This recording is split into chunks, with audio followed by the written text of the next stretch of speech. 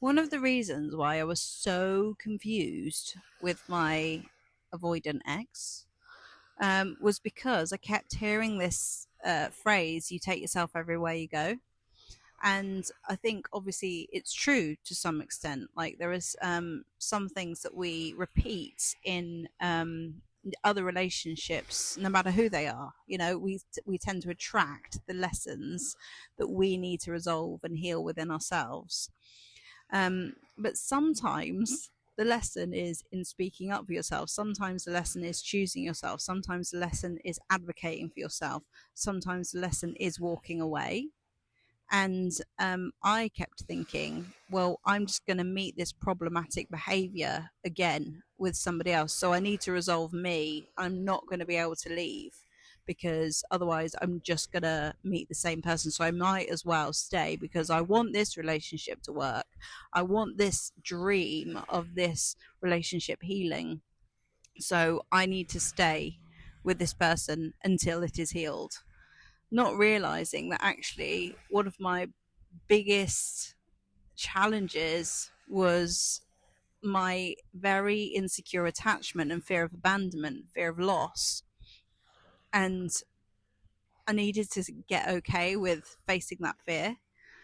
And that meant choosing myself, even when a small part of me, or a very big part of me even, was screaming, no, do not let go of this person, because I was scared. I was really scared. It like literally mirrored to me, you know, a lot about the relationship with my dad, you know, fear of loss.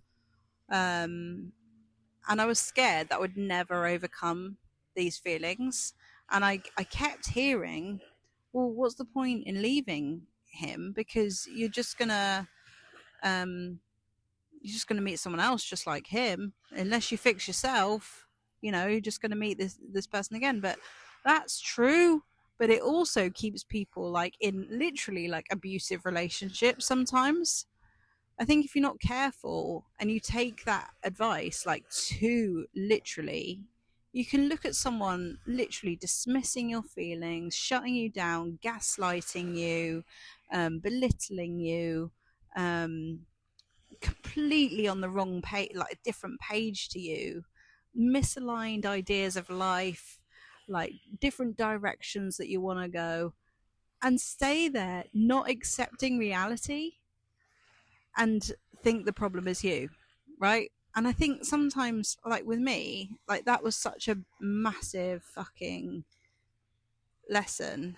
And it was really confusing, especially if you listen to loads and loads of advice online, right? You're going to get every opinion on the earth telling you. All the marriage counselors will say, stay, don't leave. Well, they won't all say that, but you know, there's a lot of like people advocating for like healing relationships. Obviously, me too. Like, I believe that relationships can heal, but it takes two. It takes two people to do that, not one. It takes two, two, two people to heal the relationship, not just one, but it starts with one. And you can do all the work on yourself in the world. And you have to be able to acknowledge when someone is not coming to the table with respect and then walk away, right? Because it's it's really confusing, isn't it? There's so much conflicting advice, and like I love those stories. I absolutely lived for them and still live for them. I love the stories where a relationship was really toxic, really unhealthy, and then people had a transformation and the relationship became amazing. Like, obviously, that happens. And I love love and I believe in all of that stuff, and I believed in it so hard while I was with my ex. I literally, absolutely, white knuckle dying grit, believed that he and me could heal the unhealthy, toxic relationship. But I think that part of the healing was in ending it. I honestly do. Like, I feel like part of ending that relationship was a big step towards healing both me and him. And you know, we're actually in a much better place now. We're not together, obviously, but we can co-parent better because of that. I believe, like we weren't in a healthy place when we were together. And now that we've had distance and like I'm more connected to myself, I feel like I respect myself more, and like I'm more honest about how I feel about things and what I want. I've got really good boundaries now. Did not before, and I felt like weak, and I felt like I didn't know myself. I just felt so lost. And I think that advice, like you take yourself everywhere you go, really confused me, because it made me feel like the whole weight of the relationship was all on me. And I think that yes, it takes one person to start. And when I look at relationship coaches and relationship advice, I do see a lot of this. Like, you can start like modeling the behavior, you can stop feeding the pattern, and then the behavior and the dance will change. And like, honestly, like, people try that. I tried that, and it does work for some people. It does instigate a transformation for some people, but it doesn't for everyone. If someone, is absolutely not going to change, they're not willing, they can't see your heart, they can't see you, then you end up feeling perpetually unseen with someone who's not willing to come to the table. And that is when you've got to look at it and think, like, what realistically, what is the reality here? Like, what is actually going on? Because I think part of healing is being able to see reality as it is, accept it, and go, it is what it is, this is what it is. From there you can then start seeing possibility, and you hear of all sorts of, like, the route to like amazing relationships is different for everybody, isn't it? It's like no one knows the journey, your journey, my journey. No one knows. Like, it's different for everybody. But I think for me, I'm just sharing my lesson was like, I felt so much like healing and transformation within myself, and I actually like stood up for myself and what I really truly wanted in a relationship. And when I actually saw it for what it was, not what I was projecting that I wanted it to be and wanted him to be, and it was actually more loving to him, even if he didn't see it at the time. Like, I was saying, I want you to be who you are, and like, for me to be in a relationship with you means that I can't be who I am. So we're both going to lose here. Like, I want you to be happy as yourself. I want to set you free from me needing you to be different, and I want to set me free from that as well. And that actually created a lot more acceptance of, we are what we are, and this is what it is. And who knows? I mean, there's a lifetime ahead of us, but like, the detachment from that was like very, very like powerful. So I think, yeah, be careful with that advice. Like, you take yourself everywhere you go, because you do. But I think the biggest lesson is like being able to know what you want, know what you need, be able to say it clearly, and be able to leave. Like, when it's not, when someone's not meeting you there, when someone disrespects you, when someone, can't hear you, can't see you, like, that is the biggest lesson for a lot of people,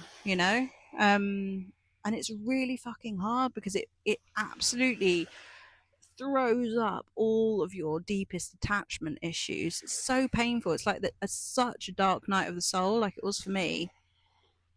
But you come back to yourself at the end of the day, and that's where freedom is, where you're connected, most connected to you. And it's always like, it's like a monster under the bed, honestly. Like, it feels like the idea of the feeling is worse than the actual feeling itself, and then you can't believe how strong you'll be. Oh my god, there's an ant. Like, you can get over you can overcome your darkest fears. So yeah, I just wanted to say this, but I also have a lot of respect either way, whatever you decide like to do in your situation, however long it takes you. It took me years to come to this like understanding, or this idea for me. It could have gone the other way. There's no right or wrong. There's grief and joy in like every decision, isn't there? There's like benefits to leaving, benefits to staying, grief in leaving, grief in staying. Like, neither one is right. You just have to choose what is most aligned to you at the time, and choose yourself at the end of the day. Because I'm telling you, you just feel so much better when you're honest with yourself. That's when everything changes. The other thing that I want to say about you take yourself everywhere you go is that I often do say it a lot on my channel about avoidance. And the reason why I say it when I'm thinking about avoidance is because they generally, if they're not willing to look at themselves with you, then they're not going to be willing to look at themselves with somebody else either. Right? So, like, that repeats and it repeats and repeats. Whereas, like, if you're actually intentionally being the one in the relationship to like want to heal, want to grow, want to overcome your triggers, want to overcome your stuff, and want to like make the relationship healthier, you're going to take that into another relationship and you'll be able to like see the difference between somebody who's not willing to meet you halfway and somebody who is, now that you've experienced what it's like to like be with someone who's not willing to meet you halfway, right? But like someone who's avoidant and they're not actually going to be able to, if they can't see you, they're not willing to like see your heart, see your experience, like they're not going to change the way that they're being, then they're unlikely to do it with anybody else, you know. And I'm really not saying like, you know, just cut and run. I mean, you have to like obviously try these things. You have to like um do what you can on your side of the street. But if it doesn't literally change anything and the other person is just not willing to like go to therapy to work on themselves, then that says more about their capacity than it does about you being problematic, right? Or you needing to change. So I think, yeah, I just wanted to sort of decipher like the difference because, or distinguish the difference because I know that can be a bit confusing because it's like I wasn't saying like this rule applies to you but doesn't apply to anyone else, or it applies to them but not to you, because that's not the case. Like we all have things within us that are sticky, but that's okay. Like in any healthy relationship, there are problematic things, but if the problematic things are literally causing you to like not feel respected, not feel wanted, not feel chosen by someone, not feel like your feelings matter, like that's a big problem. Like that's a big uh thing that's never going to feel okay for you. And like if someone's not changing, the only thing you can do is have good boundaries with that, learn about setting boundaries with, you know, and having respect for yourself, because you'll be so proud of yourself as well when you do. And you start to attract people who can see you because you know then what you're looking for. So I thought I'd share this as well. Let me know what you think. If you've got any questions about this or insights of your own, I'd love to hear them. I've got the self abandonment track coming up on the 19th. There's 3 spaces left for anybody who wants to do something for you and have that nice container, safe container of like bringing you out of you so that you feel more connected to you. I swear this is like the foundation of like true insight and healthy relationships, because you can only really see things clearly when you're connected to yourself. And when you're kind of worrying about what someone else thinks or what they're doing, then it's really, really hard to see the wood through the trees. So yeah, have a look on the website, see if that's something you'd like to do. I've got my one-to-one open again for a while I've got space. And I will see you in the next video. Bye.